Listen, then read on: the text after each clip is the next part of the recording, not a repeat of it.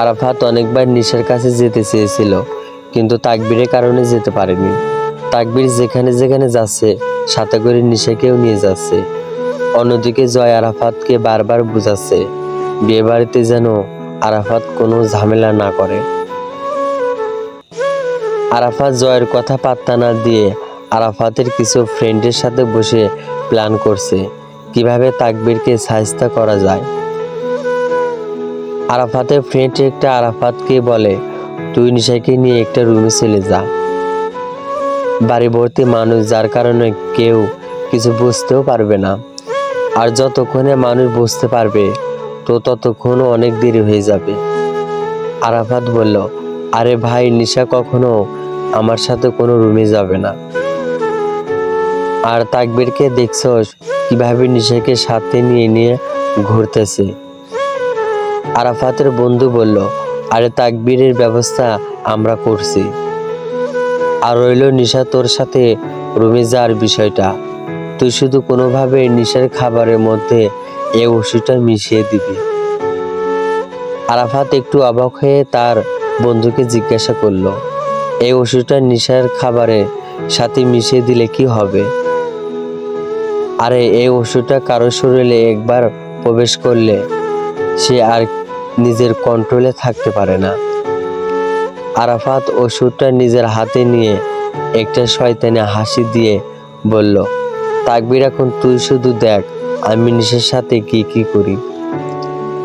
আরাফাত অনেকভাবে চেষ্টা করেছে নিশাকে ওষুধ খাওয়ানোর জন্য, কিন্তু তাকবীরের কারণে একবারও খাওয়াতে পারেনি।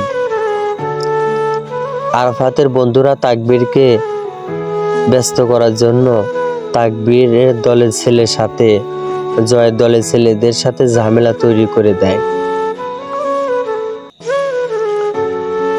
দলের একটা ছেলে তাকবীরকে মোবাইলে কল দেয় সব জানানোর জন্য, কিন্তু তখন তাকবীরের মোবাইলটা জিজাতের কাছে ছিল, যার কারণে জিজাত কলটা রিসিভ করার পর কলের ওপাশ থেকে বলে, ভাইয়া আপনি কই, তাড়াতাড়ি আসেন, এখানে অনেক বড় ঝামেলা হয়েছে।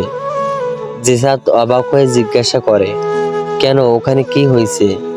কলের ওই পাশের ছেলেটা জিজ্ঞাসা করে, জিসাত ভাইয়া আপনি? জিসাত বলল, আমি, ওখানে কি হয়েছে সেটা বলো। জিসাত ভাইয়া এখানে একটু তাড়াতাড়ি আসেন, এখানে আমাদের সাথে অন্য দলের ছেলেরা ঝামেলা করছে। জিসাত বলল, আচ্ছা, ঝামেলার বিষয়ে তাকবীরকে কিছু জানাস না, আর আমি কিছুক্ষণের মধ্যে ওখানে আসতেছি। এ কথা বলেছে জিসাত কলটা কেটে তাকবীরের কাছে গিয়ে বলল, এই নে তোর মোবাইল। তাকবীর অবাক হয়ে বলল, কি রে, আমার মোবাইল তোর কাছে কি করে? জিসাত, একটু আগেই তো আমার কাছে রেখে চলে এলি। আর শোন দোস্ত, আমার একটু বাইরে যাইতে হবে। তাকবীর বিরক্ত সুরে জিজ্ঞাসা করলো, কেন, এখন তোর বাইরে কি কাজ?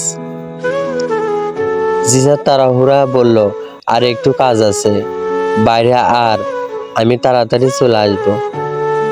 এ কথা বলে জিসাত তাড়াহুড়া করে গাড়ি নিয়ে রওনা দিল। জিসাত চাইনি তাকবীর এখন বিয়ে বাড়ি থেকে ঝামেলার ওখানে যাক, যার কারণে জিসাত একলা এখানে যাচ্ছে। অন্যদিকে আরাফাত ড্রিঙ্ক সাফ করার একটা লোকের মাধ্যমে শরবতের ভিতরে ওষুধ মিশিয়ে নিশার কাছে পাঠায়।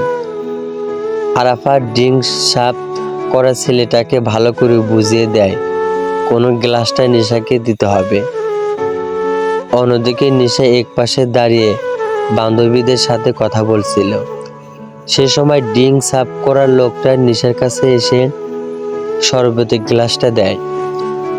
নিশা যখন শরবতটা খাবে সে সময় তাকবীর এসে নিশাকে বলল, কিরে, তোরে না বলছি সব সময় আমার সাথে থাকার জন্য? নিশা তাকবীরের দিকে তাকিয়ে হাতে থাকা শরবতের গ্লাসটা তাকবীরের দিয়ে বলল, ভাইয়া শরবত খাও। তাকবীর নিশার হাত থেকে শরবতের গ্লাসটা নিয়ে শরবত খেতে খেতে বলল, এই আমার মোবাইলটা তোর কাছে রাখতো। কিছুক্ষণ পর তাকবীরের শরীর প্রচন্ড খারাপ হতে রইল। যার কারণে তাকবীর তাড়াতাড়ি নিজের রুমে চলে গেল। রুমে গিয়ে তাকবীর বুঝতে পারল রুমে এসি চলা। সমর্থ তাকবীর প্রচন্ড পরিমাণে ঘামছে, যার কারণে তাকবীরের গায়ে থাকা কালো কোটি খুলে বিছানায় মেলা মারে। অন্যদিকে নিশার কাছে আরাফাত এসে বলল, জান চলো তোমার রুমে যাই। নিশা আরাফাতের মুখে এমন কথা শুনে বলেছি, আরাফাত ভাই আপনি এগুলা কি বলছেন? আরাফাতের বুঝতে বাকি রইল না যে ওষুধ এখনো কাজ করেনি, যার কারণে আরাফাত কথা ঘুরিয়ে বলল, আর আমি তো তোমার সাথে দুষ্টামি করতেছিলাম। নিশা জানতো যদি এখানে তাকবীর ভাই এসে আরাফাতের সাথে নিশাকে দেখে তাহলে তাকবীর নিশাকে অনেক বকা দিবে, যার কারণে নিশা আরাফাত থেকে দূরে সরে গিয়েও তাকবীরকে খুঁজতে শুরু করলো। ঠিক সে সময় নিশার কাছে থাকা তাকবীরের মোবাইলটি বেজে উঠল। নিশা তাকবীরকে খুঁজতে খুঁজতে তাকবীরের রুমে গেল। নিশা তাকবীরের রুমের ভিতরে গিয়ে বলল, ভাইয়া এই নাও তোমার মোবাইল, কে জানি তখন থেকে কল দিচ্ছে তোমাকে। নিশা লক্ষ্য করলো তাকবীর বিছানার উপরে শুয়ে আছে। নিশা তাকবীরের কাছে গিয়ে বলল, ভাইয়া তোমার শরীর কি অসুস্থ? তোমার কি হয়েছে? ভাইয়া নিশার কথা শেষ হওয়ার আগেই তাকবীর নিশার হাত ধরে টান দিয়ে, যার কারণে নিশা গিয়ে তাকবীরের বুকের উপর পড়ে। নিশা তাড়াহুড়া করে তাকবীরের বুকে থেকে উঠতে নেই, সে সময় তাকবীর নিশাতে ধাক্কা দিয়ে বিছানার উপরে ফেলে। নিশান গোলাপি দুইটা ঠোঁটের দিকে অনেকক্ষণ তাকিয়ে থাকে। নিশা তাকবীরকে ধাক্কা দিয়ে বলল, ভাইয়া তুমি এসব কি করছো? তাকবীর তার ঠোঁট দুটো নিশার কানের কাছে নিয়ে গিয়ে বলল, দেখো এখন আমি তোর ভাইয়া না বরং হতে চাই। নিশা তাকবীরের মুখে এমন কথা শুনে কিছু বলতে নিবে, সে সময় তাকবীর নিশার ঠোঁট দুটি নিজের আয়ত্তের মাঝে নিয়ে নেয়, যার কারণে নিশার চোখ বড় বড় করে তাকবীরের দিকে তাকিয়ে থাকে। তাকবীর তার হাত দিয়ে নিশার চোখ দুটি বন্ধ করে নেয়। নিশা তাকবীরের থেকে ছোটার জন্য অনেক চেষ্টা করে, কিন্তু তাকবীরের শরীরে শক্তির কাছে নিশার কিছু করতে পারে না। প্রায় 4 মিনিট পর তাকবীর নিশার ঠোঁট দুটি আলতো করে ছেড়ে দেয়। নিশা নিঃশ্বাস নিতে পেরে মনে হয় নিজের জান ফিরে পেয়েছে। তাকবীর হাত দিয়ে আলতোভাবে নিশার ঠোঁটের কোনায় জমে থাকা রক্ত মুছে দেয়।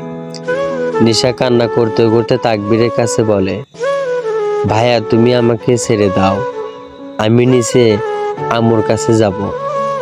ভাইয়া দয়া করে তুমি আমায় এত বড় সর্বনাশ করো না। তাকবীর নিশার শরীরের ওপর থেকে উঠে গিয়ে বলল, যা এই মুহূর্তে আমার রুম থেকে বের হয়ে যা। নিশা আমি এখন আমার নিজের কন্ট্রোলের মধ্যে নেই, আমি জানি না আমি ঠিক কখন তোর সাথে কি করে ফেলি।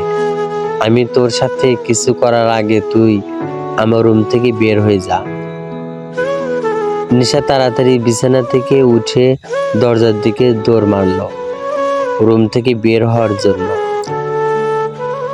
নিশার পরনে থাকা সাদা কালার গ্রাউন তাকবীরের হাতে থাকা ঘড়ির সাথে আটকে গিয়েছে। তাকবীর এবার উঠে গিয়ে নিশাকে হাত দরজার সাথে ধাক্কা দিয়ে আবারও কিস করতে শুরু করলো। দরজায় ধাক্কা দেওয়ার কারণে পাসওয়ার্ড লক পড়ে যায়। এবার তাকবীর নিশাকে কোলে নিয়ে বিছানার উপরে শুয়ে নিশার কান্না যেন আগের থেকে আরো বেশি বেড়ে যায়।